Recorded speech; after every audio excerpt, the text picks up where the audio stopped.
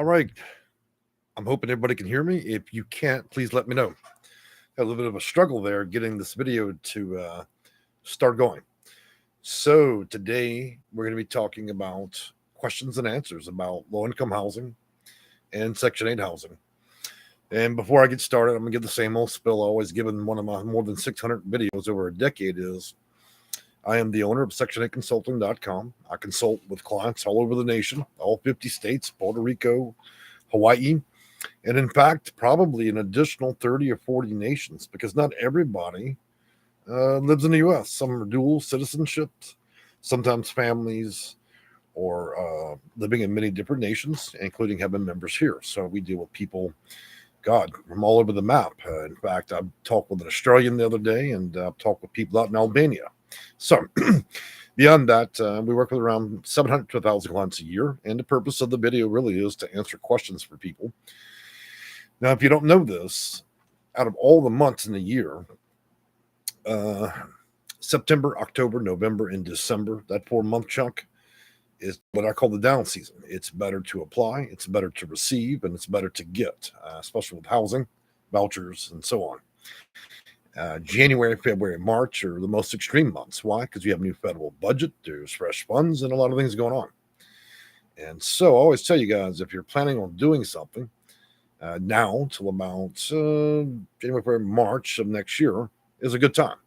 What's a bad time is around the end of April, all the way through summer, because humans are a lot like butterflies. We all want to move. We all need vouchers during the summer. Everybody likes to do their activity then, and so that puts you in a high competition period.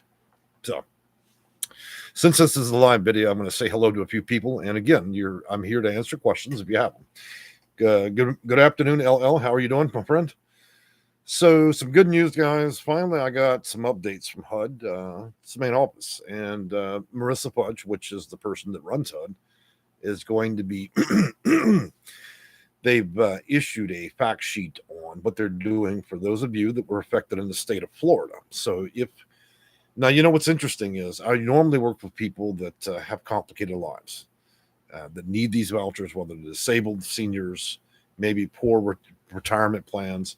But in many events, sometimes people are pulled out of their perfect lives into a world of their house is blown away, and now by virtue of a storm have become low income.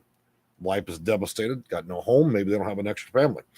So that fact sheet will be publishing that in the next video. And as you know, with anytime the feds fund things, including FEMA or HUD, you see how long that took? A lot of you guys always call me, hey, Jay, why can't I get a voucher next week? Because the housing authority and HUD's not like Amazon. You can't just smash a button and that package be delivered tomorrow. That does not exist in the world of Section 8 housing and housing period. And we get a lot of calls from people that don't have a firm grip reality, and they think that they can just drive the minute something happens in life, that they can just hop in the car, put $1 in gas, ride to the housing authority, and just go ahead and get that voucher printed out because they've got a problem. It's some of the toughest conversations I have to have with clients all the time. So one thing I'd like to do right now, as many of you know, I inject my personal life in my videos simply because I like for people to, fundamentally know me, not just what I do on YouTube and as a company. So today I want to introduce y'all to Little Mama. And as many of you know or may not know, I have 22 cats. That number changes between 17 and 22. We had a very bad run with upper respiratory infections. It affected about 15 of my cats.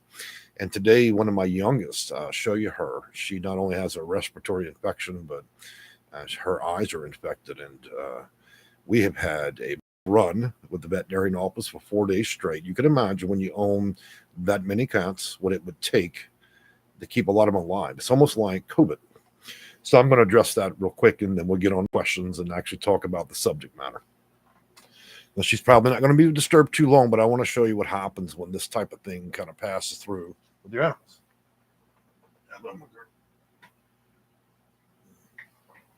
So here she is.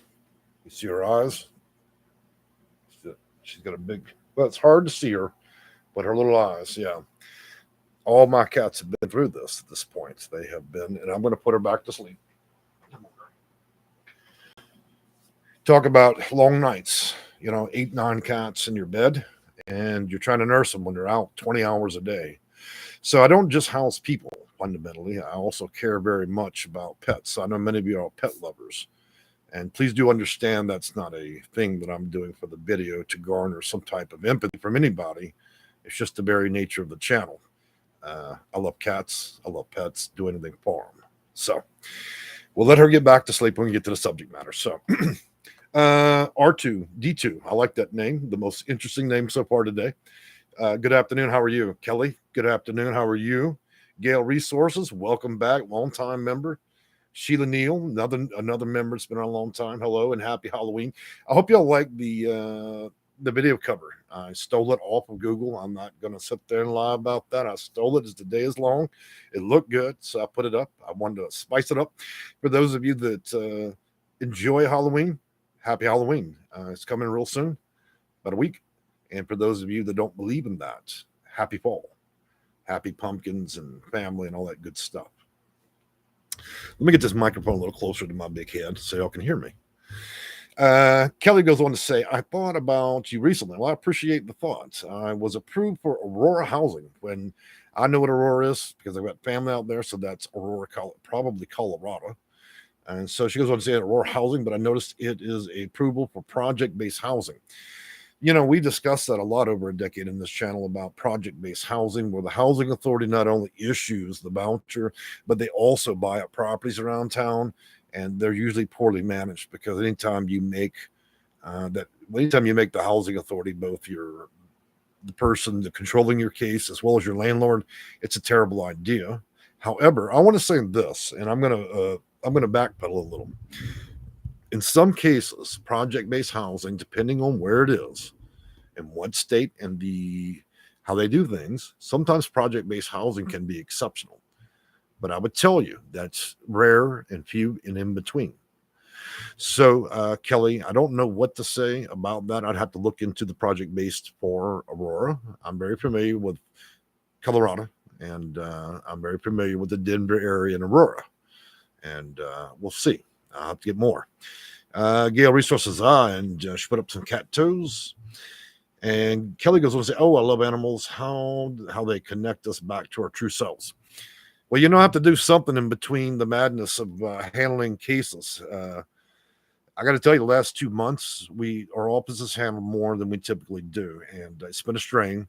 And then, of course, I'm getting up at 4 in the morning, being at the vets at 8 in the morning to help these cats. It's been a 2-week run of illness. And then working on y'all's guys' cases, plus taking your calls. And then, again, I have appointments in the afternoon. And around 11 o'clock at night, when I'm just about ready to fall into the trash can, I go to sleep and repeat and wash them up before again. A lot of you guys think that when our office is not open on Tuesdays and Thursdays that I'm not working. That's not true. I assure you, I'm not out there in my tomato garden. I'm actually working on cases. If I didn't close those 2 days, then people would continue to hound the hell out of me. And I would never finish any casework. So, just to be honest. Sweet goes on to say, I have a quick question.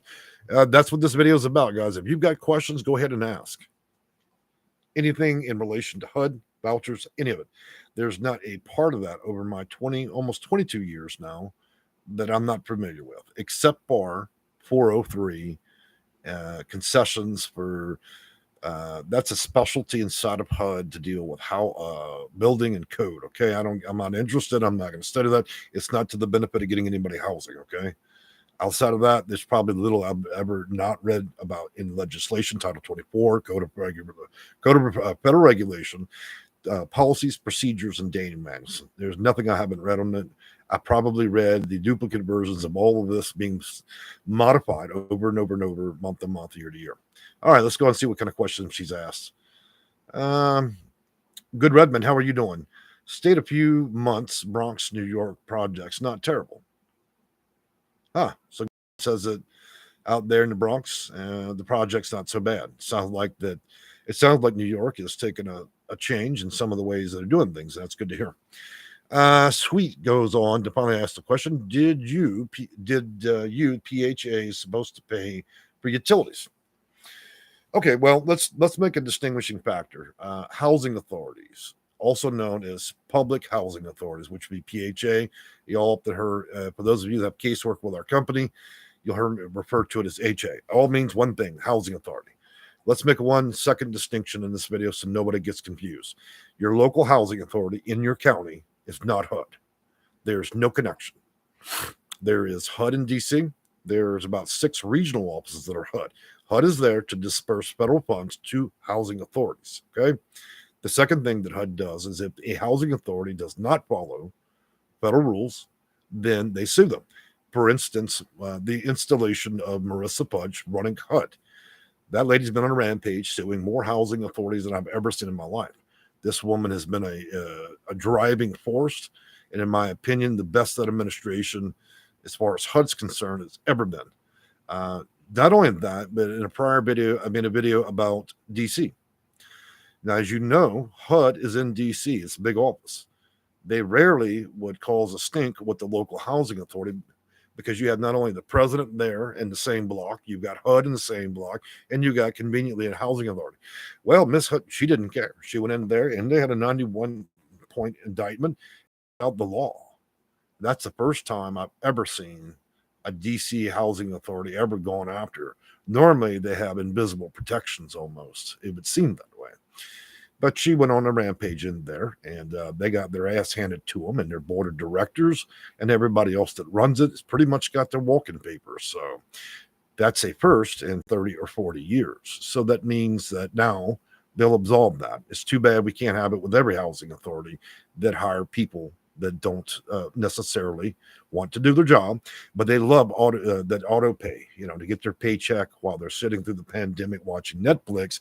But as an executive, they can't be bothered with your calls. They can't be bothered to issue any vouchers. And then they become extremely mentally disgruntled if you call them and you need something, because their only job is to exist. A lot of them have been living that delusion. Now they've got their walking papers. All right, now that I've laid that out flat, I'm going to scroll back up because the questions are starting to roll in. All right, so Gale Resources says, All right, quick question, rolling down. Kelly goes on to say, okay, going back up to Sweet, PH is supposed to pay utilities. So let me answer that question. I never got to it, Sweet. So your housing authority, can you believe I just went that long tirade and that lady asked me a question, I still haven't answered it. So Sweet. Housing authorities, when they issue you a housing choice voucher, or they issue you project-based housing, or you utilize subsidy with a tenant-based housing, okay, Section 42, in all circumstances, whatever your payment allocation is, when you use your request for tenancy, it must include utilities unless they're metered separately. So in most cases, if the landlord is offering rent in lieu of utilities, then it must be paid utilizing the voucher. If it is metered separately and the landlord entered a different agreement on the HAP contract to have separate, then if you turn on those utilities in your name, then it's your problem. Okay, that's how that works. Let's see.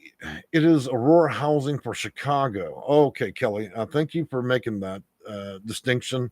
See, that's what I always say when I do casework for people in the nation. Sometimes I run into county names. A name of a county, you'll see it 8 different times across the nation. Sweet goes on to say, please watch. I will send you the federal code. Please do. I'm sure that we have a copy. We have 8 terabytes worth of information for 21 years. There's nothing Sweet that you can produce that my office has not produced. I could paper the streets of Washington, D.C. with what I know. I don't even know an attorney that has that knows to the extent that in which I understand it. Probably only a handful of HUD employees have ever so concisely read as much as I have over that period. But you can provide me duplicates. I'm always happy to receive copies. Brian, good afternoon. How are you? And he goes on to say, is there a way to break your lease early without paying fees when you're on Section 8? Well, there is a technical way. There's probably several technical ways, but the greatest one in my mind that comes to mind that gives you an easy out would be a 30-day notice to vacate and then port that voucher somewhere else. That would that would force them under federal rules to allow you out of that situation. Okay. Another way that I can think is if you're under imminent threat by a person, okay, or somebody's intending on causing you some type of harm, or a specific situation that would jeopardize your life on that property, threats, and other things. Please keep in mind I have to be limited in what I say on YouTube, because if I use those big flashy words about violence and other things, then the video will vanish. Gale Resources says, wow, okay. Sweetly, Title 24, which is your CFR, blah, blah, blah, allowance schedule.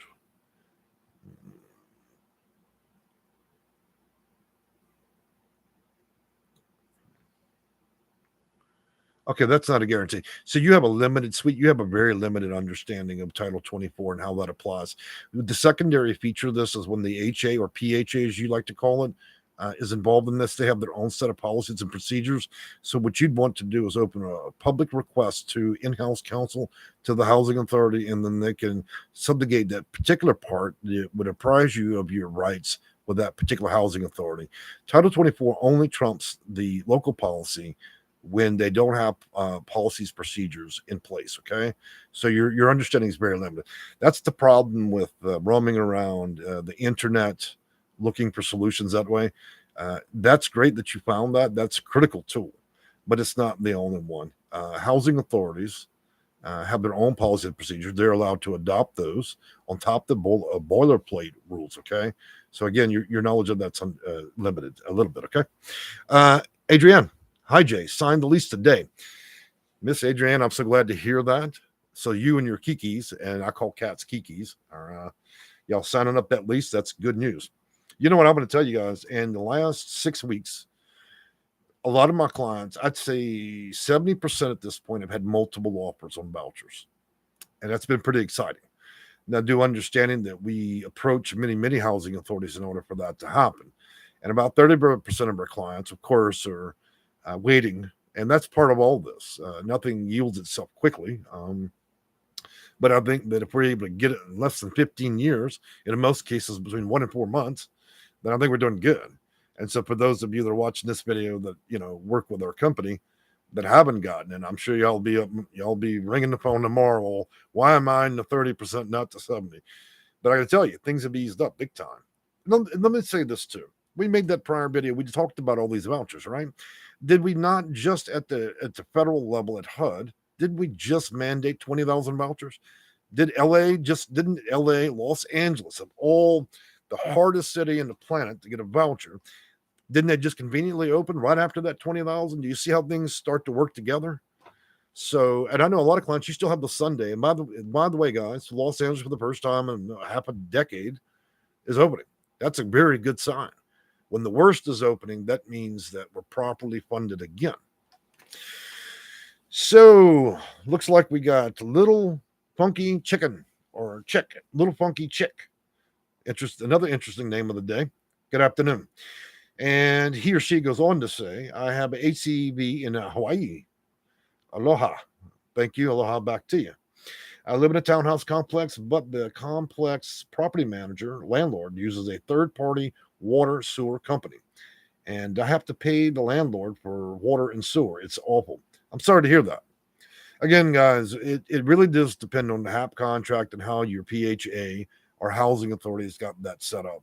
That's why I don't want to go over the top line of federal policy on that, because it doesn't mean it necessarily equates to that housing authority how it's set up. So there might be some latitude there. And there also may be some federal interventions as far as alleviating some of that cost. Hard to say.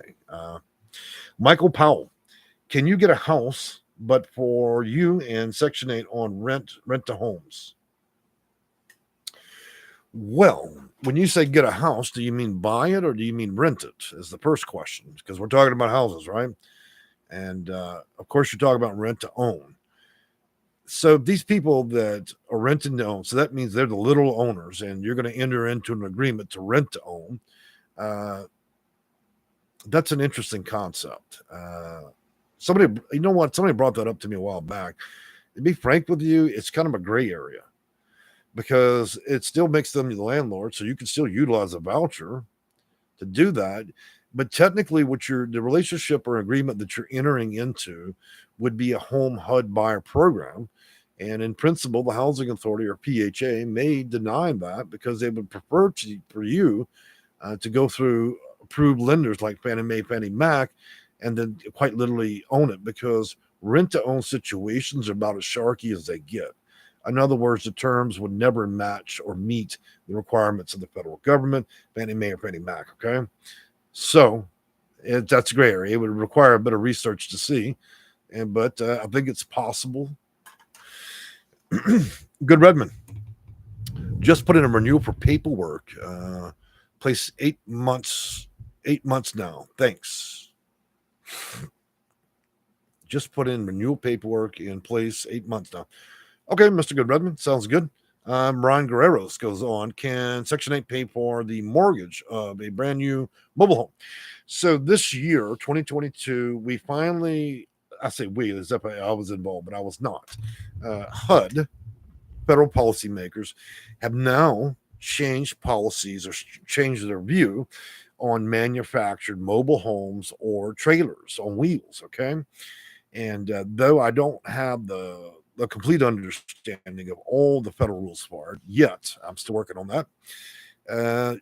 I believe so, yes. And in many states, it's already approved, like Arizona, Florida, and California. Why? Because trailers and mobile homes, manufactured, module, and even tiny homes have already been a system of life for those particular states. So that would require a bit of research before I could give you a good, educated answer, okay? Goes on, Kelly J, you skipped a question. That happens occasionally. You see the my glasses I'm wearing? I don't look. I'm on a 36-inch monitor, and I'm watching myself literally make this video, okay? And still, the YouTube gods, the people that designed YouTube, decide to make the world's tiniest chat window with little itty-bitty letters. And so I would need a seeing glass on top of my glasses, because I do struggle to see what some of you guys are writing, even though I'm on a monster screen. The little chat window really pisses me off. Kelly, could you just ask again, and then I'll try to keep a look. It'd be easier than me rewinding all this.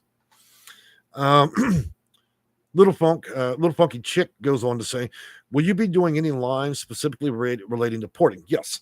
In fact, portability has been requested quite a bit. So that would be billing, absorbing, and portability. And for those that don't know what that means, it means you have a voucher, you're already living somewhere, you're tired of that county, you're tired of that state, you want to take you and your voucher, and you want to take off, go somewhere else. So we're going to make a video, and we're going to make it current for 2022. And then you'll have to humor me. I'll have to make it again one more time for 2023. Because what happens at the stroke of midnight on New Year's, all the people that make all these rules, they're going to change all that again. It's even worse in election years. They can change it all. And so you have to reinvent and relearn, right? So I will do a 2020 version to appease everybody for the next video. I normally just make that pre-recorded, but I could see how people would want to ask questions. I'm taking a sip of coffee, guys. I'm getting a dry throat here. I even have a kitty cat on my cup. It's a lion, but I don't want to rescue lions and keep them in the house right now. That would be a tough situation, because if something happened, I stepped on a lion's tail, then that would probably be the end of my career. Y'all see me in a wheelchair blowing through a straw, and I'd barely be able to give out advice. It'd be a tough one, that lion strikes back, or Kiki decides to play with my toes while I'm sleeping, and then I wake up with no leg. So I prefer the smaller little lions I have here in the house. around here. All right, so all right, Kelly, I'm still waiting for you to ask that question. So we'll keep an eye for you. Kingdom Princess 616. What state has the shortest wait list? You can't do it that way. Let me tell you why you can't ask the question that way. It ain't about the states. It's yes, some states fundamentally are not as busy as other states. I think what the better question would be is what states end up, well, not even states, what counties would likely have the shortest list. And the problem there is I would need to hire about 18 people to call roughly 3,200 housing authorities once a month and then we would keep a phenomenal database. So I'd always have people on the phones 24 hours a day to figure out how that would work. The reason why is because demand goes up and down, and that's because HUD decides when and at will when it's going to send funding. So let's rewrap that question and ask it a different way that I can answer it. Where would be the best states to get vouchers quicker than others, right? Which is essentially what you asked, but I'm going to give it to you in a different way. Your Midwest. Your Midwest will always be that. It's always going to be quicker in the Midwest. I would say avoid your entire East Coast, the entire West Coast, with the exception of Washington and Oregon. Avoid the southern states, including the one I was raised in, Louisiana, Mississippi, Alabama. Okay, skip all that. Stay in the Midwest. Do I prefer one state to any others? Yes, Iowa. Why? Because people that own cornfields don't need vouchers, but yet they have housing authorities. And often I find these little sleepy towns with cornfields and vouchers, and they're just collecting dust. And I'd be foolish not to talk to those folks out in Iowa for clients and then get them and then port them across the nation. And I don't mean 12 months later. Okay. Betty Blanco. I hope I said that right. Sorry if you see my question more than once. That's the thing, guys. Some of you guys are asking questions. I'm not seeing it. So I do have some concerns that YouTube is filtering questions here occasionally, and I don't know why. Otherwise, keep asking. If you have to misspell. Here's a great example of why YouTube would retract something. A person mentioned the word bar stool. Because it included the word stool, which we both know what it means medically, right? But because it required that word, they blocked it and would remove that particular question. So just like Facebook and YouTube, there's no rhyme or reason as to why they can remove or even make sure questions don't even show up. Okay, my hands are free. I'm not removing these questions. All right, Brian Guerrero's okay. So I'm not answering any political questions, guys. No. We don't do that here. We keep politics out of here. That's a big no-no. All right. I understand it's an honest question. Best email to me, but I don't do that. Vanessa Colvette's question. I'm in California with a disabled person and and also being an elderly American versus patients, and they do need housing. Are they both Section 202? Which are they? Let me reread that question here and see if I understand it pretty good. Okay, so the state is California, talking about disabled and elderly. Yeah. Well, so when you say elderly, we're talking 62 plus, okay? And yeah, that would be now let's just be clear about this. A housing choice voucher is a housing choice voucher. And for those of you that are both disabled and seniors, that would fall under subsection 202. Just like you have Code of Federal Regulation and you also have tax code with all the subsections, that would be subsection 202 of Code of Federal Regulation. And you say two patients. Yes. Now, here's where that gets interesting under Section 202. Let's make a distinguishing factor that HUD is not going to deal in assisted living and nursing homes. So when you say patients, I'm not quite sure if that's the intent you mean. That would be when there'd be a referral and casework done by Medicaid and Medicare when you reach an advanced age and you need assisted living. And assisted living is not to also be confused with permanent supportive housing for people that have other fundamental problems mentally or physically. But I just want to make a distinction that at a certain point, it exits HUD and becomes a Medicare, Medicaid problem. Bianca. Brian, no problem, man. Look, hey, I've been knowing you for a long time on this channel. I'm not worried about the political question, and it wasn't even a bad one. But for the sanity of everybody here, because I know everybody has different political ideas, I'd rather not include it in the channel in any way because it just upset people. And same thing with I got people that practice everything from Wicca to Christianity to who knows what. That's why I don't do it here. It's always a sound policy. Bianca goes on to say, I have an emergency housing voucher. I was wondering, since it's only available for 10 years, can I apply for a regular? Yeah, you certainly can. You can apply for a standard So if you have HCB, you could apply for a standard housing choice voucher. There shouldn't be no problem there. But you want to be clear who's funding that emergency housing voucher. Is it the continuum of care? Who's behind that EHB? In some states and some housing authorities or PHAs, it's sponsored by the housing authority. In other situations, it is sponsored by continuum of care or the housing first program, and it may not be something you can translate or transfer into. You would have to simply apply for it outside of that. Moving on from there, Ben goes on as the same question a few times. Okay. So we'll skip the duplicate questions. Vanessa Colvetts. One is 79 on Section 202, and the disabled, the date.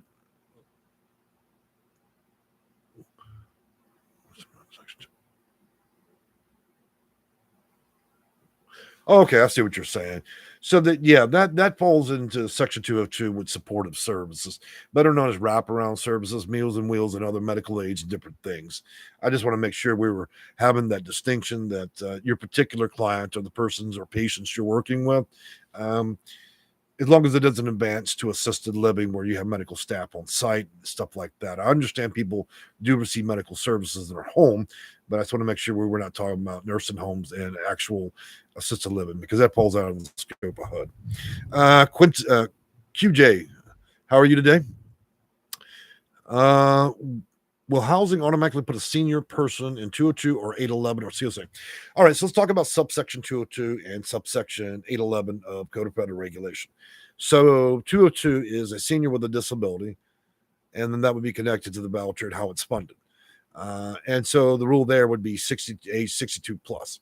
If you are 18 to 61 and you're not a senior and you're disabled, then you would be likely receiving funding from Section 811.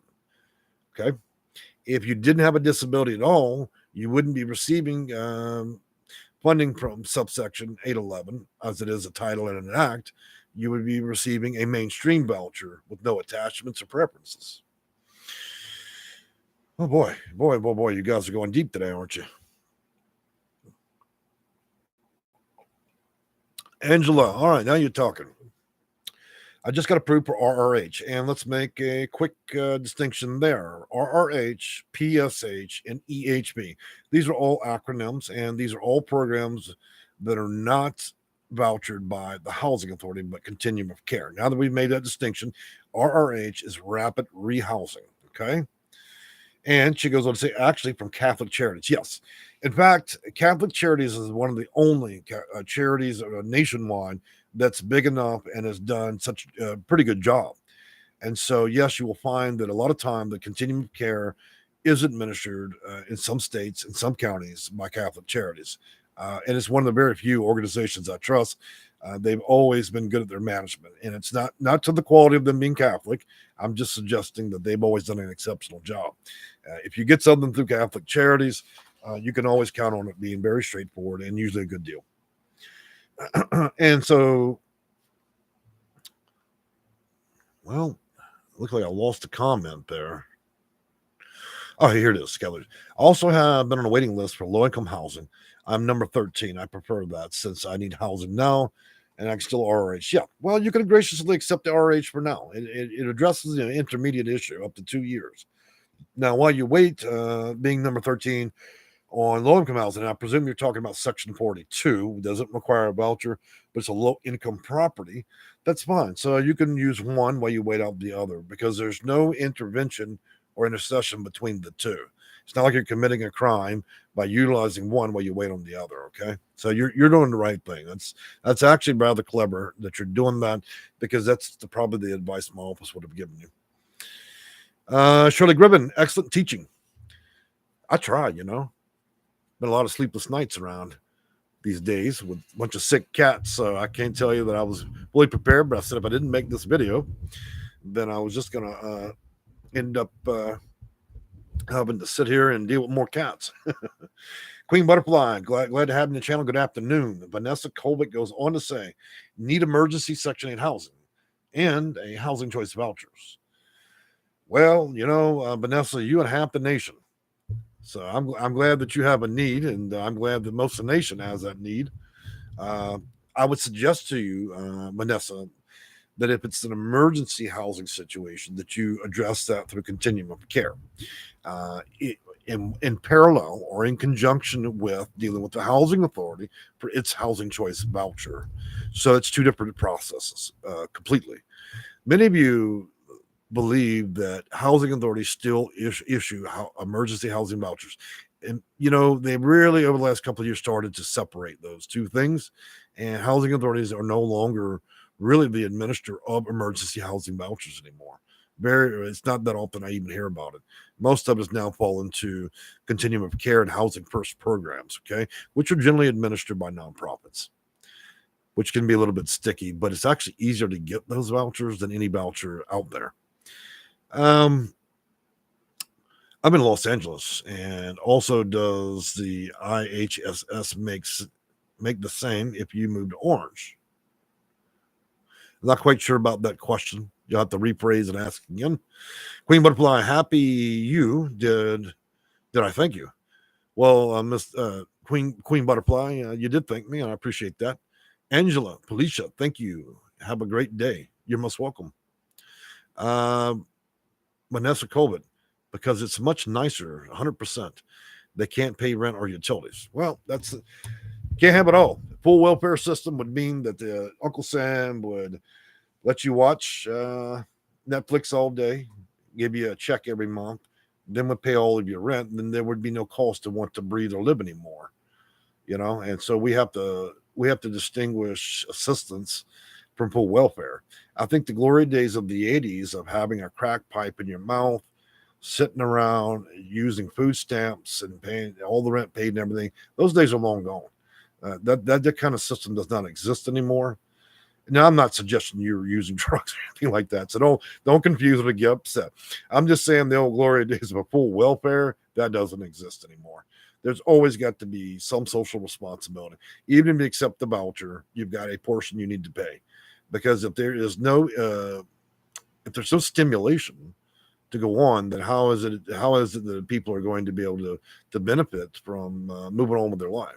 Now, that's a different story for those of you that are seniors. Okay, you're at a different phase of life where you're not aspiring to go back to college, probably, but it's a different situation. And of course, there's those that are severely disabled that may not have the same opportunities as others. Those are the ones that I do truly and genuinely worry about, along with my seniors.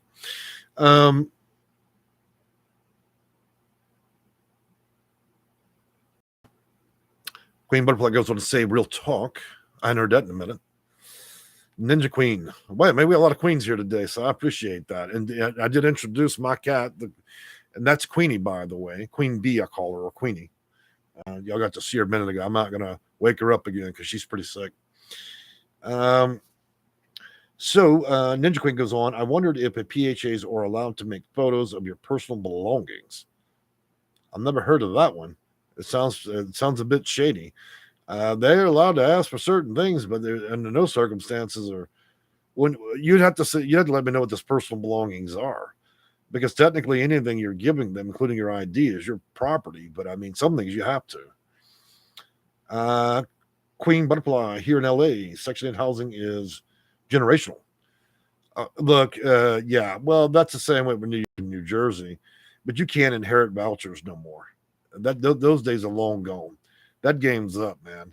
They'll hand me down the voucher game. Nah, not unless you. Now, let me tell you about a different program that HUD's been running that most people aren't familiar with.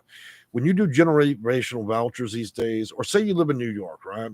You get a voucher there, and then you drive 20 minutes over the state line in New Jersey, you get another voucher there. You keep one apartment, then you rent out the other apartment. So they have this long-standing program, and it's a subsection most of you never heard of. And it's actually a pretty neat little voucher. It actually pays for all your food, all your housing, air conditioning, heating, everything, okay? It's called Section 9. Now, at Section 9, what they do is they put handcuffs on you. They bring you down to federal penitentiary. They give you, 10 or 20 years, and then they have a care plan, food package, everything. They house you there. So Section 9 is another plan. It's one of the easier vouchers to get. Regrettably, they don't, for some reason, they don't ever cut keys there. And you don't have to worry about signing a lease. Usually breakfast starts at 3 a.m. And then after you get on your host squad, You get out there, and then you have to work for free with a hoe or a pick, and you'll be cutting your own corn. And they have free medical care as well. So they have their own Medicaid. So Section 9 is a fabulous program for those of you in an extreme hurry.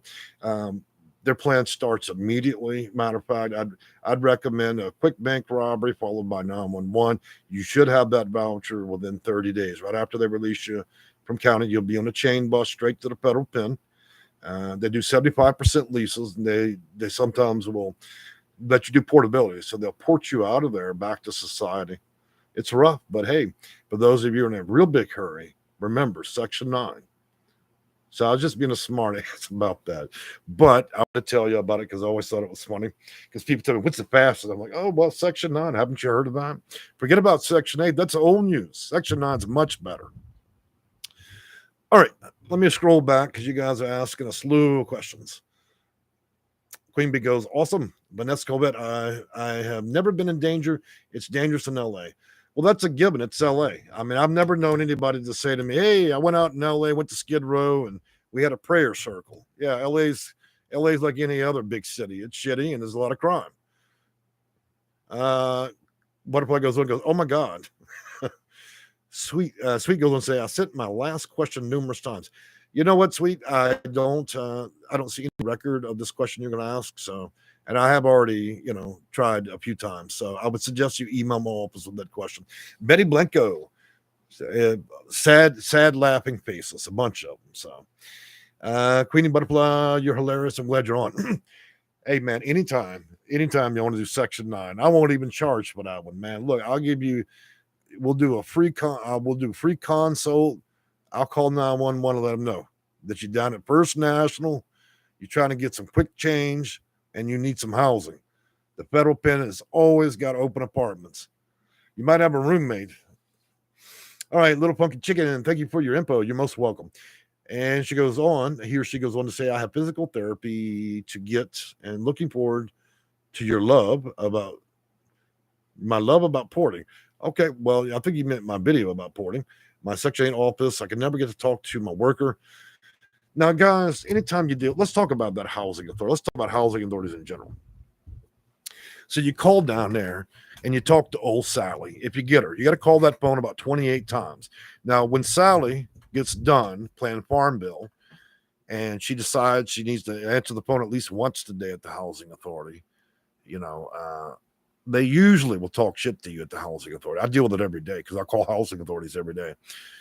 Guys, those folks, they go out, they get a little certificate. I've told y'all this many, many times. You go to Nana McKay, you give them a crispy $100 bill. They'll give you a little certificate out the bubblegum machine.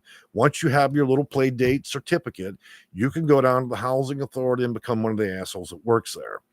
They will give you a manual, and most of those people never read them. So here's the interesting part. A lot of times when I'm representing clients and I'm talking to housing authorities, let me tell you what happens on that phone.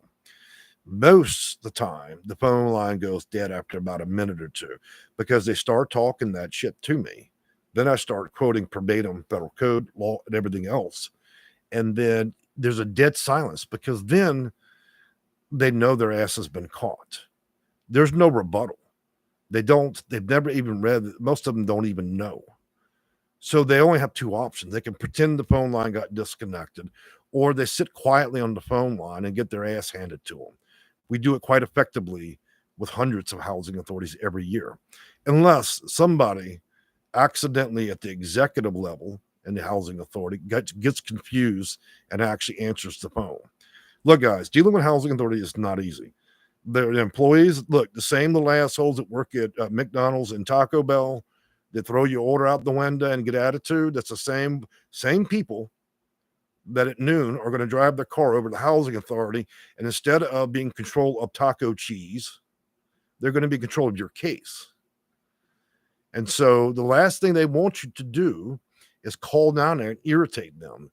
Because like I said, he or she is on Farm Bill and you're fucking their game up, and they really ain't got time for you. That's the experience. Now, don't get me wrong. There's lots of housing authorities in America that are run good.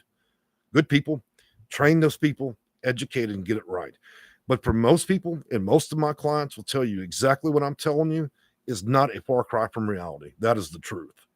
If you don't believe me, Drive your car down to the housing authority, go beat on that door and talk to them and see if you get talked to like a hooker on 3rd Street. Okay. If you don't, then you probably got a fair chance. But the other 98% of the time, you're going to see that A, they do not answer phones. 2, they're not going to tell you or answer your questions. And 3, God help your little soul if you were to say something to them they don't like or get an attitude, because then they will do everything they can to destroy your case. That, my friends, is reality. You see, you've got 2 kinds of consultants on YouTube. You got people that make videos one day about fidget spinners, the next day they're experts at cupcakes, and then the 3rd day they decide I like to wander down here and be a consultant. Then you've got guys like me that have done this 21 years and read every piece of legislation on the case, every policy, every procedure, hundreds of data mans, if not thousands. There's only one thing that I can deliver through my videos, and that's a dose of reality. Now, whether you hate me, dislike me, you find my, you find my advice or my profanities to be too much against your nature, then you always go down to Sally's Fidget Spinner and consulting and advice. You always got Sally and Bob. They're making money, making bullshit books. They're doing subscriptions. And they're going to tell you there's just 3 easy steps. Drive your car down there, bring them a soda pop, and they'll give you a voucher. You should read some of the bullshit. These people, they make these videos. They don't have any clue. This is the same person a year ago that was wandering down the street with one flip flop and couldn't pay for the light bill in their cardboard box. But now they become a YouTube star and they're a consultant. This is what I contend with on YouTube. So let's just be all honest. I don't pull any punches with this stuff, guys. The last thing you need is more people to lie to you and sit there and talk about things they don't understand. And that's a large portion of YouTube. All right, I'm gonna scroll back because y'all banging it up here with all this. But you know what? We got to keep it spicy in this channel because nobody's here to see some middle-aged white man sit there and talk to you in monotone. So let's just keep it real. Little Punky Chicken says, sorry, looking forward to your live. Good. I'm glad to have you when you come. Vanessa Colbert, I'm trying to save my elderly 79-year-old grandma. Okay, so we've been over that part. Queen Butterfly puts up some flames. Too funny. Little Punky Chicken, yes, live videos. Oh, my Sundays are real spicy. Look, after you watch a Sunday video, you're going to have to go down to church Sunday around noon and start praying, okay? Pray the bad out of me because, look, I'm not gonna hold back the truth when it comes to dealing with HAs and housing authorities and how bad the system can be for people. I've spent a career trying to save people, 80, 90-year-old women and children and other people that are disabled and trying to rescue them out of shelters. The very people that are in charge of their care and their future are allowing these people to rot like dogs, like a piece of trash in a ditch. So if I don't do things fundamentally to educate, to make sure that we're highly accurate in the nature of the videos and in what kind of advice we're giving people, then how can we ever expect anybody to get anything? Because you're certainly not going to get it from looking around on Google. All right. Sweet goes on to say, this is interesting, isn't it? Vanessa Colette, follow me to grad school. I want to go to UCLA. Well, that's a good thing to want to do. University of Miami, and I cried so hard so many times. I'm glad to hear that. Queen Butterfly putting up the microphones. I guess you're saying I'm preaching, right? That does happen. Little Punky Chicken, our housing office is literally a old plantation shack. Well, some of the assholes that do work at housing authorities might remind you of that, but not really. If y'all have ever been out in Louisiana, they still have old shotgun houses out there. For those that don't know, you'd have to visit the southern states' past history. Crazy, right? All right. Vanessa Quebec, now we're about to have no home. And she sold her car, totaled my car, so I'm stuck in a really tough situation. Sounds like it. You know, one thing I tell you, Sweet, one thing you should immediately make a move to do is get a hold to an assessor or an administrator at the continuum of care program and be assessed, okay, with Espadat or the ball system.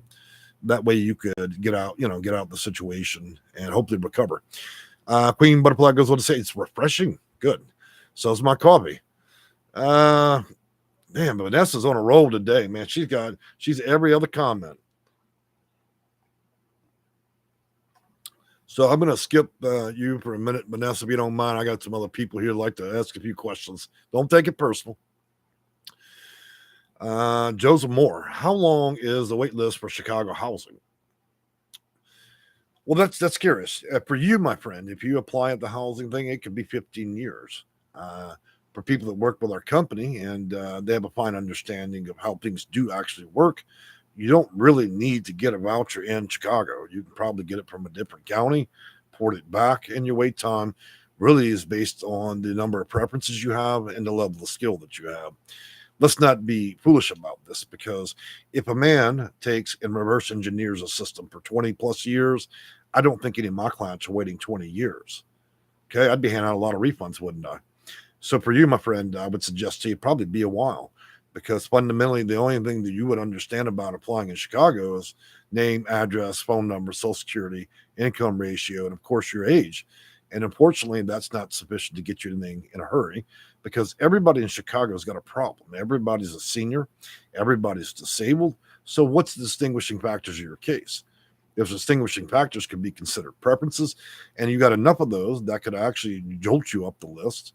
And there's other places you could get vouchers. So to be honest with you, the wait is really contingent on just how badly you do your application, or how bad. Betty Blanco, I was told by a PhD that you are only recognized as disabled if you receive SSI. Well, it goes back to that bubblegum machine and certificates. I'll be happy. First of all, I can think of about 81 documents can disprove that. Let me tell you something about housing authorities. And then remember, I was telling you, Betty, I don't know if you were in the video earlier, about the same little girls and boys you see at the McDonald's cheeseburger window. And then it turns out when you drive to the housing authority about 3 hours later, you see that same person now control 200 people's cases. So they're making cheeseburgers in the morning, and then they're running your case. So the reality is these children that work at housing authorities and answer phones, a lot of them don't even know policies, procedures. They've never even read them. So they trade advice around the housing authority like you would a pool hole. And when they don't have an answer, like when I call and I start verbatim federal law to them, you'll find again that the phone lines go dead, and then suddenly they don't know anything. It just gets super quiet. I would suggest to you that that is an epic fuck up on their part, and it's not true. But if they can have you believe that, and the reason that happens so often is because the phone and giving those kind of answers over phone is not a matter of record. You can't prove that little girl or boy told you that. So she won't dare say that by email or in a letter, but it's no holds barred on the phone. Look, if you believed everything that housing authorities told you, most of you guys would never have anything. Okay. They'll tell you things. Oh, well, are you applying today? Well, we're so glad to have you today. Would you like to get on our 95-year waiting list? You want us to get your name right now? And then, of course, what does that do? There's a mental perception. If the housing authority hires ignorant people to answer the phone and they entice you like that, then the result is precisely what they decided to do. And that is to persuade you, one, to have that mental notion of fuck it. What's the point? I give up. I hang up and I give up. So let's be honest. A lot of that's just mental warfare with these people. They'll say little clever things like that. Oh, you're signing up for the 85-year waiting list? Then at that point, it does precisely what they've designed it to do. It runs you off. Well, it'd be 95 years if you gave every worst possible answer, even if that was actually close to reality. That's my point, folks. Don't ever believe. Look, don't drink Jim Jones Kool-Aid. If I was sitting there and I believed everything that housing authorities told me when I'm dealing with the clients, then why do over 13,000 people over 20 years have vouchers? And how did I manage to do that in a little more than 4 months in most cases? I guess I didn't drink the Kool-Aid. So this is not an obvious attempt to discourage you or to make fun of you specifically. I'm just trying to set a precedence of the situation. That, like anything, it's like dealing with used car salespeople when you're dealing with those folks over there, except they're exceptional with attitude. And they say a lot of things that get people to give up, especially those that need these vouchers. You're already the constraints of finance, stress, and other issues. So you're already susceptible. You're already vulnerable. And then you get some little asshole on the phone at the HA to say something along those lines. That's the tipping point. That's how they get rid of half of people. That's the tipping point. And it's quite seductive because a lot of people fall for it. A lot of people fall for it. Why? Because they're not apprised of their rights. It's not the housing authority's job. And you call them, hey, Bob, I didn't like your attitude yesterday. Could you teach me how to get fired? I would also like you to teach me about all the policies where I could sue you, that I could do this and this. So you're literally, as an example, you're literally getting pulled over by the police. They beat you up, and then and what do? You drive your rickety car right on down to the police station, and lo and behold, the very person that's in charge of the job investigating is the very person that beat you up. That's the housing authority. You can't have it both ways. You can't both want the voucher and also the housing authority to tell you the truth. They never will. That's what makes it seductive. It's no different than a lawyer in a court. Okay, don't ever fall for that drama, especially when they can't put it on paper. They won't do it. All right, let me roll back. Okay, well, I'm gonna say Aloha is the name on this other person. What if someone with a studio voucher finds a 2-bedroom apartment within their voucher range? Is it okay? Yes, I would think so. Vanessa Colbert again. What is it called? Sorry, I missed it. Continuum of care or housing first, I believe, is what we were discussing at the time. So, continuum of care. Oh, guys, man, y'all got me rolling good. Brandy Clark, peace, everyone. That's what we're all hoping for. Brandy Clark goes also to say everyone should hit the like button. You know why? Let me just be very clear. Y'all know why I never ask anybody to subscribe, like anything, or whatever. Is because I've watched enough videos where you have to sit there. You got to go through 28 minutes of somebody trying to sell you to like, subscribe, and all that nonsense. I'll give anybody $100 if you can find a single video where I've ever asked anybody to do any of that. That's why I don't, because I know it's annoying, right? But I appreciate you bringing that up. Y'all want to do something like that, that's fine, but I don't require it. I make these videos for my own purposes, for my own company, and to benefit and educate. That's it. And then this time is my time. Nobody pays me to do it. I do it because I care. All right. Betty Blanco, yes, I remember. I will be in touch with your office. Well, I'm looking forward to it, Betty. Sweet goes on. Great question, Betty Blanco. Betty Blanco, thank you, Celie. Queen Butterfly's got the mics out again. I guess she's suggesting them again. She or he is saying that I'm preaching. Kingdom Princess 616. Once you receive the voucher, how soon can you port? I can think of, well, think about this. You remember we talked about reverse engineering? So what if you had read every policy on portability, right? What if you truly understood portability? And then you were able to identify, say, 12 different ways that portability could be appropriate within days, despite of where it is in the nation. Then your client would only need to be able to meet those requirements. I always tell a client, if you're not legally blind on a Monday, then we'll need to figure that out by Friday. In other words, if you take and engineer things backwards, then you start to see what these gaping loopholes are. And that's how you never have to lie. That's how you never have to cheat, being moral, unethical. If you truly understand it to the depth that I do, then you would understand that you could rework the system from a different way. And you can gain portability anywhere. That means you're sitting in South Carolina on top of a mountain in the shack and you get a voucher and say Honolulu.